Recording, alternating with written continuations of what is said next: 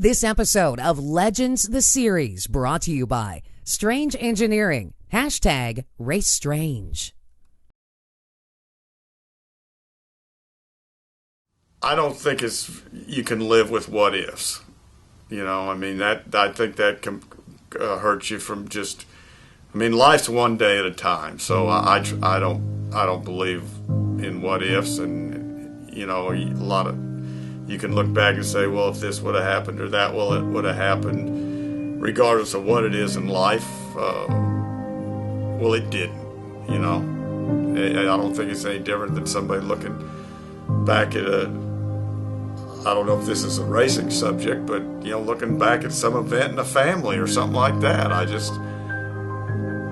It is what it is. I mean, that may sound trite to say, but, you know, I could sit there and fantasize, but I'm not very good at fantasy. I mean, so no, I regret some of the things that happened, but I don't regret, you know, my life. I mean, I didn't have control over. None of us have control over where we're going, I don't think.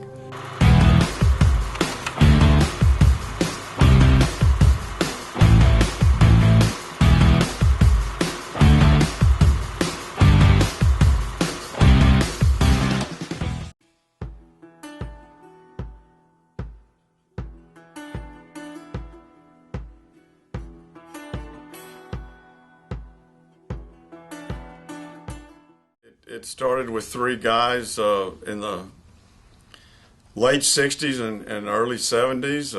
I met Lee in college, and I met Buddy. He actually came into, I worked at a Napa store. Back then they called it NAPA, and he came in there one Saturday when we were swamped. Turned out he also went to UTA, but he was looking for a part-time job, and I was like a 19-year-old kid, and the owner said, well, why don't you go see if that guy knows anything, and tell him if he does, he can go to work right now. And you know, we had people lined up out the door, and that's how I met Buddy, and he'd been around the stuff, and he went to work right then.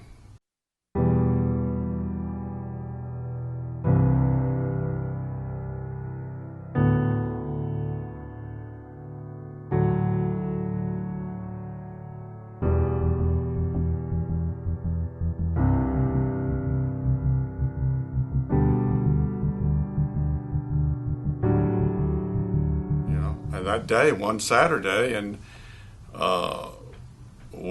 that was the beginning of knowing him. And then I had met Lee probably maybe a month, a couple of months. I don't remember specifically. Lee and I were in a class at UTA together, and I introduced myself to him because he had a fast car that he raced at the time in modified production, and I was always into engines and working on.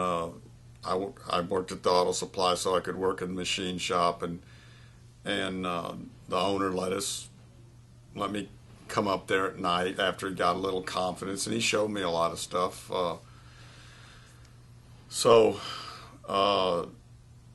You know, that was the kind of the beginning of that. And then Buddy got a job at another auto supply, and that guy let us work at a lot of auto supplies had machine shops. So then we started, the two of us working together over there, and Lee would do the hand grinding part of heads at home in his garage, and then we'd do valve jobs and machine work and things like that. And then we went to just down the street from this current shop in the little town of Mansfield, and got a shop in the back of an auto supply there, and then we started buying equipment. We got talked Sonnen into putting us into a line hone and a hone, and we were just like if we didn't pay for it, I guess they were going to come get it, but they put us on the payment plan. And so then we got a Bridgeport that is still in this shop today, still running. So that's kind of how it started. And at different at times we all shared an apartment to we put everything we had into getting it started. There wasn't any money from anywhere, and so basically we worked the thing from when we got up in the morning until midnight. Ate at the Waffle House almost every day.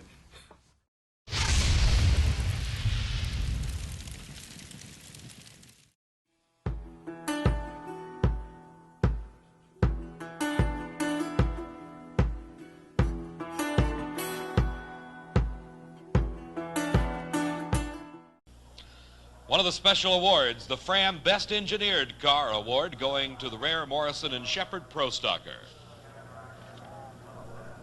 We were like anybody else. We always wanted to run Pro Stock, and we knew we didn't have the finances to do it. We didn't. We needed to learn more, and then we progressively got faster. And in 75, we had the fastest modified car at basically all the national events, and the Corvette. We won the Pomona in 74 with the Maverick, and so we thought, well, we're ready. We had played with a little C modified in the Maverick. Paul Blevins had a C modified Corvette, and we decided, well, we can do that. And so we had messed with 331s for a while and running different classes with them, and so we decided that we wanted to go Pro Stock racing.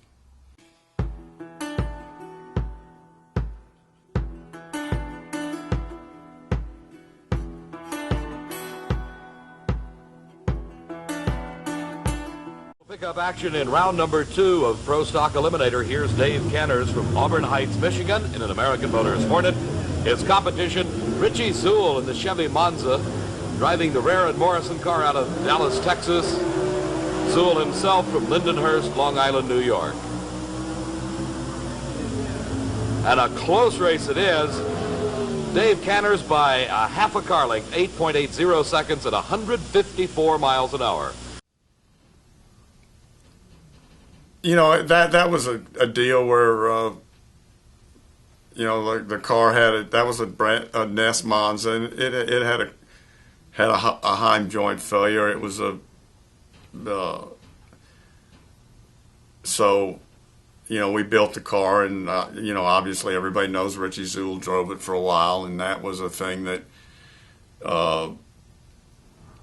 I think, but Lee didn't really want it going that way. There were family pressures from his side, and that season didn't even start that he didn't want back behind the wheel, and so it was a short interruption, but it really wasn't, because he was the one working and doing the stuff, and then we were kind of obligated to finish that season, and then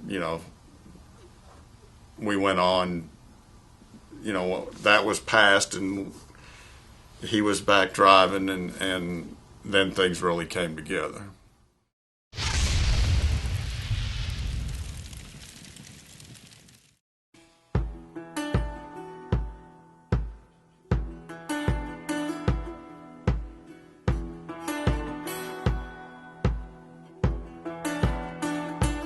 We started out that year with a small block, and we had done a lot of testing that winter. And our small block ran pretty good, but we weren't ETing like it should. And we went out and started testing, and we found out, well, no, you got the 4-link's not right, and we were moving stuff around and messing with gear ratios, and the car got pretty fast, and we kind of weren't sure. We thought, man, this thing's running pretty good. So we left one drag strip and drove all night to go to another track, to Houston, East Tex Dragway. And we went out there, and they were running a modified meet, and we ran the car down the track, and a whole different drag strip. East Tex was well known. Everybody raced there. A lot of the old names you well aware of. And I believe we went at 850, and we thought, well, that's raceable. So we took it to Pomona, and we won Pomona. And then Gainesville, we won. And then Glidden told us after Gainesville that he came up to us and said, "You're not going to see this arrow again."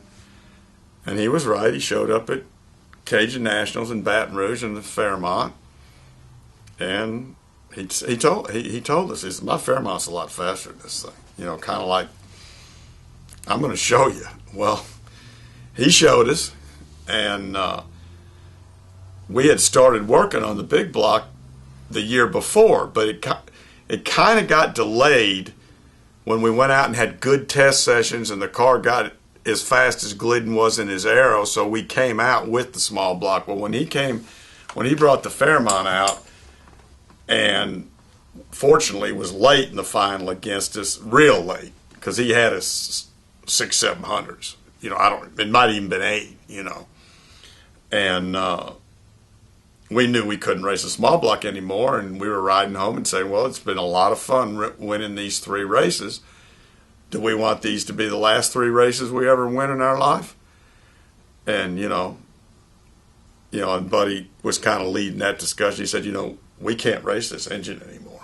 I mean, Glidden will just be out there running like everybody else, And so we started a mad thrash to finish the big block. Fortunately, we had started it and had a lot of, we knew how we were building it. We had gotten some parts, and that used a 348 crank because something a lot of people may not know is big blocks, and the 348 was the forerunner to the big block. So it was the same bore spacing. So there was no problem to put one of those cranks in there. And the short crank was a 3760 stroke from GM, was what people commonly thought as a big block. It was either a small bore 396, or if it was 4250, it was a 427. I was just looking at in the crankshaft, the bearing book, sitting back by the grinder, and was looking at. I saw 348, and it was a 3 1/4 stroke, and thought, well, that'll fit. And so I went to the junkyard and got one. We kind of laid it in there, and yeah, it fits. So we'd already done all that. We had that, and we'd been working on the heads, and we had decided with those parts we could build a 362 cubic inch big block. We had decided that the reason that the previous big blocks had failed efforts were that they ran the engines too big. So they didn't get the advantage that they could have gotten with. So we wanted to build an engine, to be honest with you, as close to the size, as small as we could make it, and and that's kind of how that all started. So we went to work and finished that up. I mean, when Glidden brought Fairmont out, that accelerated that, and then we worked day and night to get that done. And fortunately, when we put it on the dyno, we knew we had something. This season, and is challenging Reher and Morrison. The Lee Shepherd-driven Camaro has been in the winner's circle 3 times thus far this season. And Bob Glidden trying to put a halt to it. A bit of a hole shot going to Shepherd. Can the Camaro hold on at the finish line? We'll find out in just a couple of seconds. No, it does not. It is Bob Glidden. 8.5.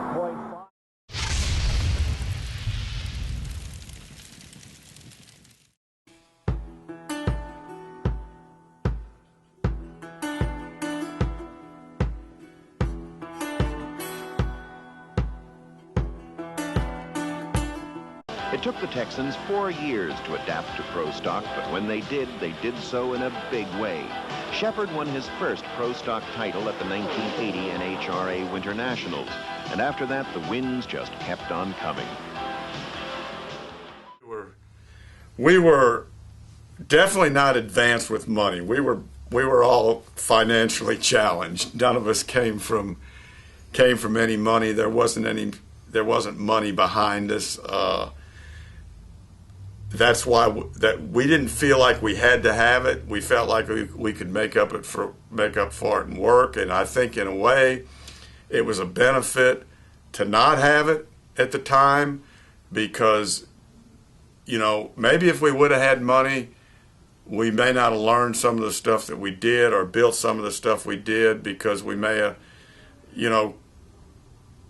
used money to try to buy something. It's not that there was a lot to buy out there at the time, but there was still stuff to buy, and you could buy an expensive crankshaft, or there were airflow research heads or stuff out like that around, but what we ended up doing on our own was better than what we would have gotten, because we would have just been able to buy what Bernie Ackerman or Joe Satmary or somebody could buy, or Bill Jenkins could buy.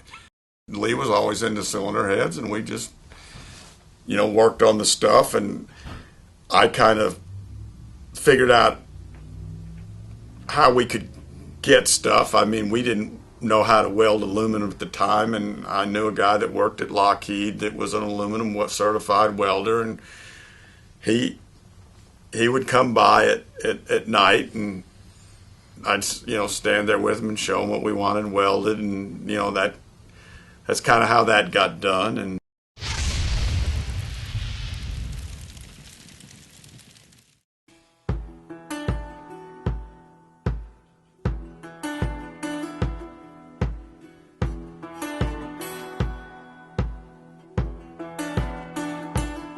Here are the players in the greatest single-season rivalry in the history of drag racing, especially in pro stock, Lee Shepherd and Bob Glidden. You guys have raced each other every major event this year. What's the score? How many have you won?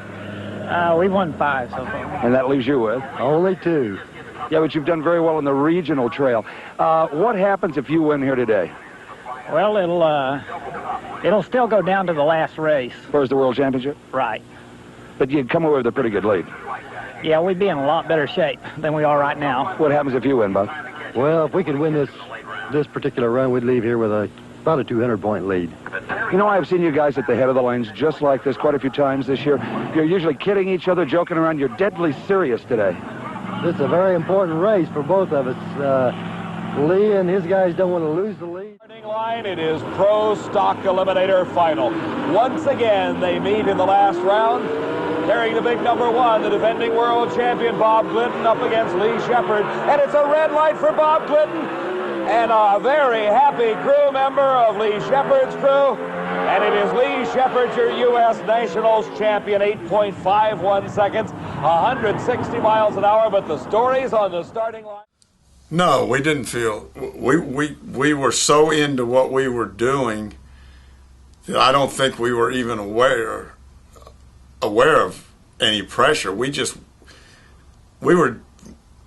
felt like our attention was totally focused on what we were doing, and we were just trying to figure out, how we can modify this, how we can, what we can change. We did we were fortunate. We just slowly accumulated parts. We welded our heads in-house. We did all our dynoing in-house. We did all our machining in-house.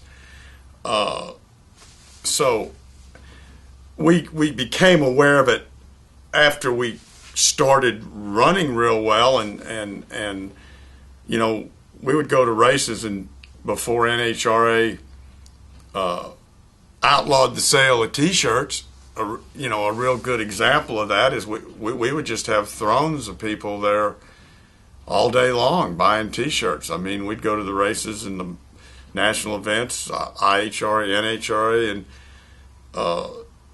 we just had as many shirts in our trailer as we could get, and we'd always sell out. So that made us aware of it, and not to get off on something else, but that was a real blow to a lot of racers when NHRA took that away, because that helped fund racing for a lot of teams. So that was a big blow when they said, okay, you can't do that. So you're telling me that you guys became a championship player largely sponsored by T-shirt sales? Yeah. Match racing and T-shirt sales, that's what I'm telling you.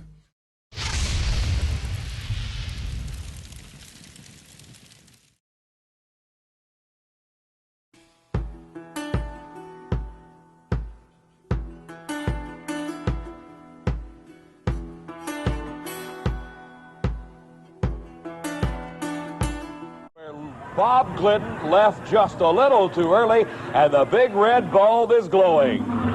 David, what you're looking at is undoubtedly the 1980 world champion in Pro Stock Eliminator, but most importantly right now the U.S. Nationals champ. Lee Shepherd against Andy Manarino, and Shepherd has problems on the starting line. Manarino wins.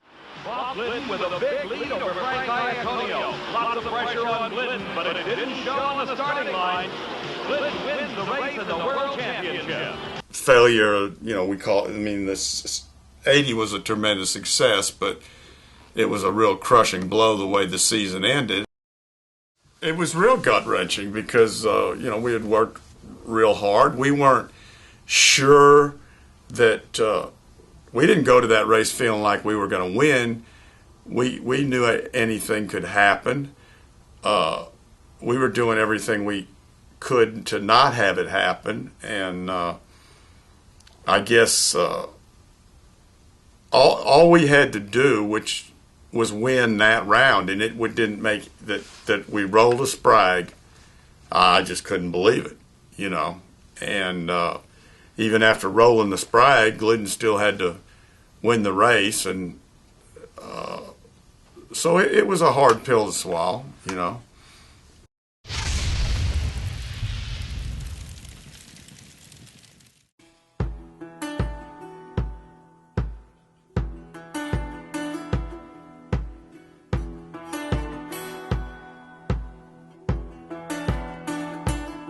We didn't enjoy going to the banquet, that's for sure, and but it didn't take any time.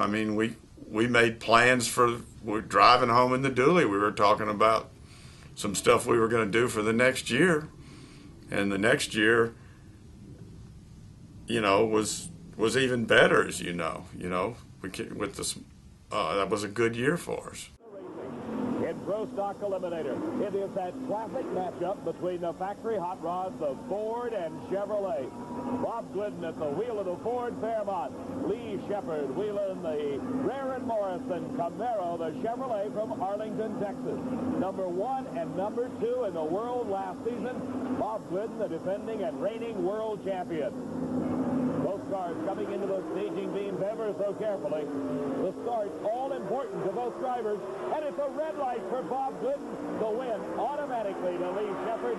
He's in the finals of the Southern Nationals. Bob Glidden shuts it down early. The kind of performances we've seen today from Lee Shepherd, the number 2 in his window, might go down 1 digit to number 1 before this season's over. Well, I sure hope so, Steve. We're sure trying for it this year. Iaconio on the far lane, Shepherd on the near side.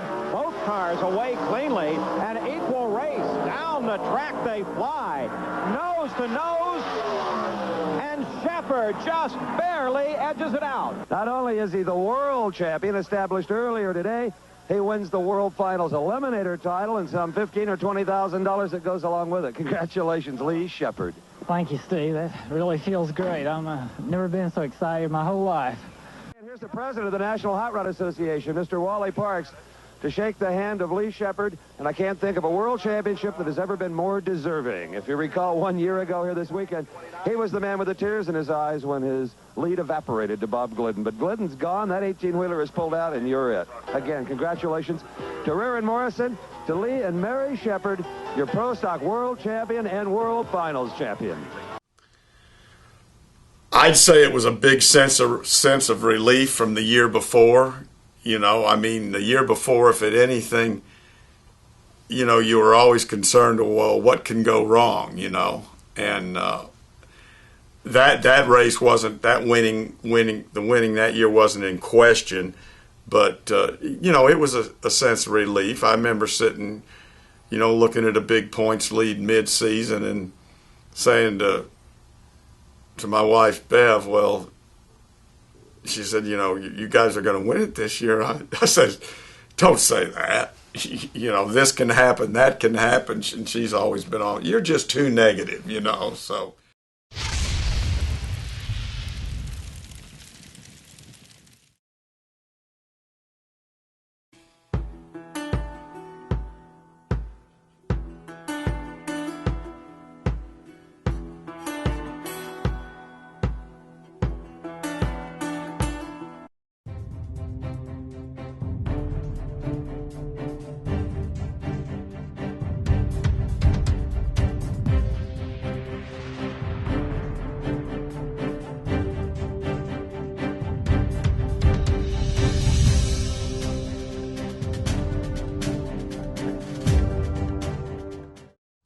we had a lot of energy at the time, and we were looking at that IHRA deal, and IHRA was also Winston deal, and looked at that, and we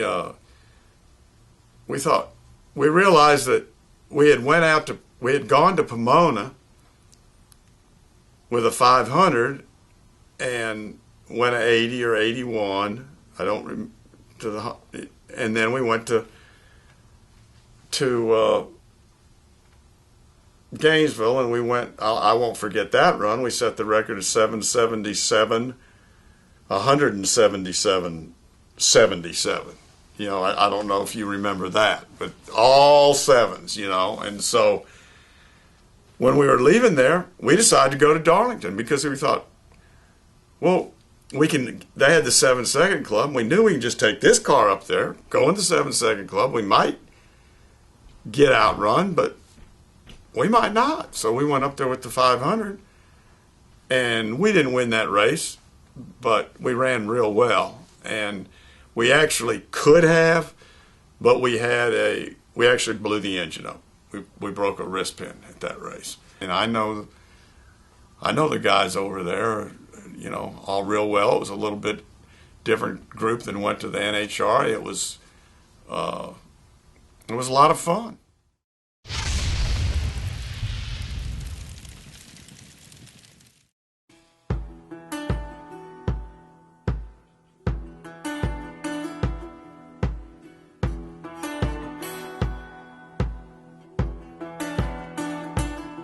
As far as that was another test session, and it had a tragic conclusion, and I was in total shock, and I still have emotions about that. Something you never think happens to you. Kind of like we see people every day. We read about it in the news, whether it's the highway or airplanes or whatever. Well, it's not going to happen. But I guess it does happen. These are the 16 quickest Pro Stock qualifiers here at the Gator Nationals. As you will note, it is a missing man formation out of respect for the late Lee Shepherd. We ask everyone to join in a moment of silence as a tribute to Lee Shepherd.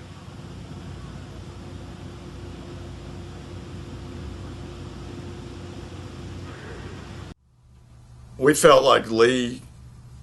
We knew how much he liked to race, and we felt like he would want us to race. And I think if we would have quit, it wouldn't have been healthy for either one of us, because we just would have thought, you would have dwelled on, what happened, and we just felt like, we wanted to continue racing. And I'd gotten a relationship.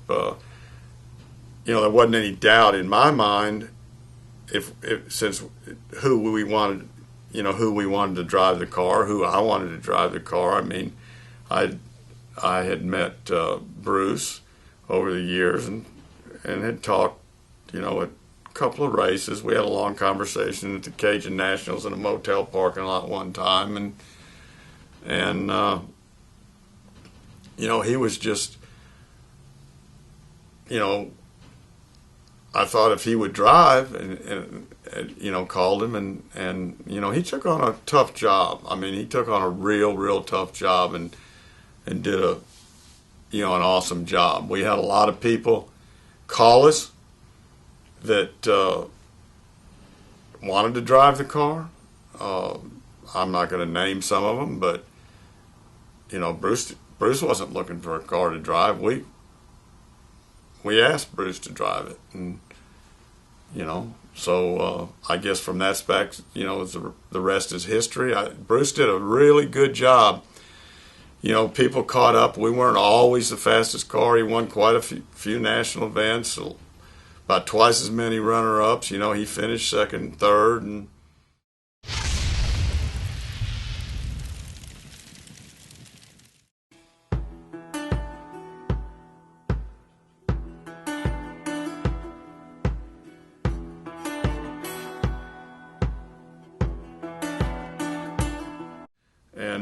everybody knows that Buddy died of cancer, and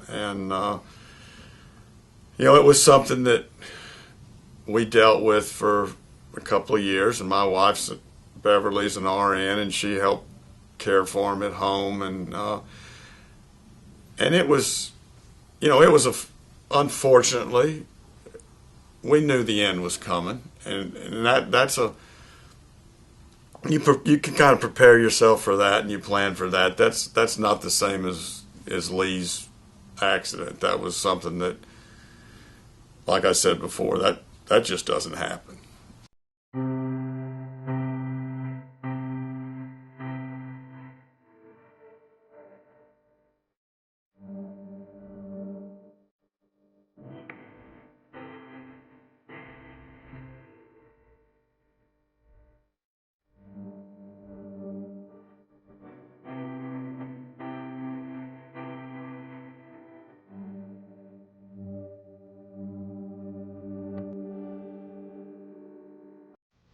Did you ever sit back and say, look around after Buddy's passing and say, I'm the only one left out of the group here? How did you handle that? Oh yeah, no, I definitely did. You know, I mean, I thought about it and said, how can this be? I mean, here's two guys that one died tragically and one of cancer, and they were young. You know, I mean. So, but I needed to keep doing this, and you know, we were partners, and he's very you know, very good at what he does, and the guys here at the shop, you feel like, you know, the choice is made for you. I mean, we've had 20 people here for years, you know, and we just carried on.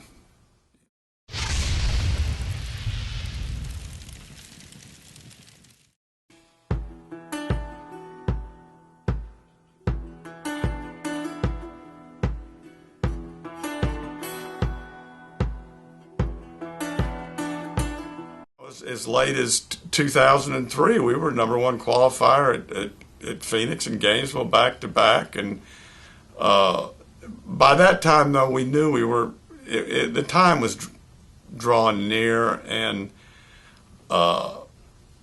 it just got financially too hard to race, and we agreed on that.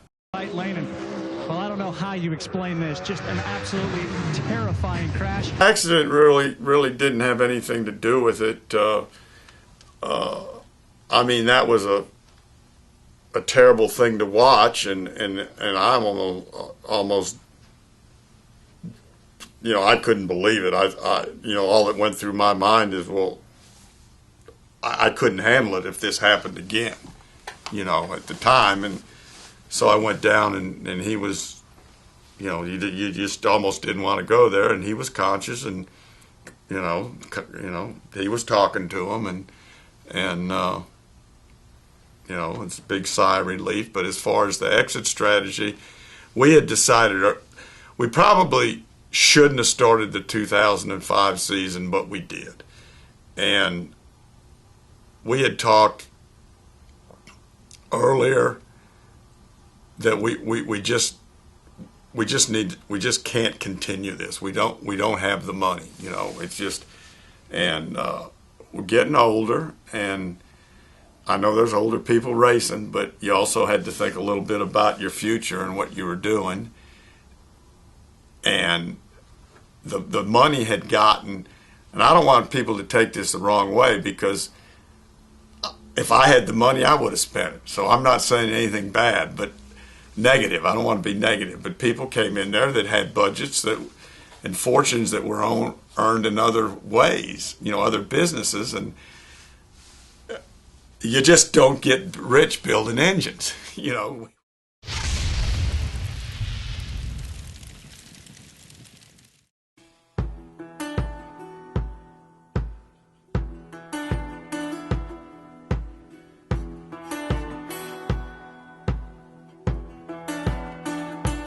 we were just three guys that had a passion for racing. It's not unlike anybody else. When I was in grade school, I was reading hot rod magazines. It was just something fortunate. We had a little bit of education, so it helped us develop some things. It wasn't just strictly throwing something at the wall. I mean, it helped us make some educated guesses at what might work, and then we just figured out how to do stuff. I think that one thing that needs to be added to that is, Bruce was an important part of that too. He carried on in a very tough situation, and he's part of the Reher Morrison legacy.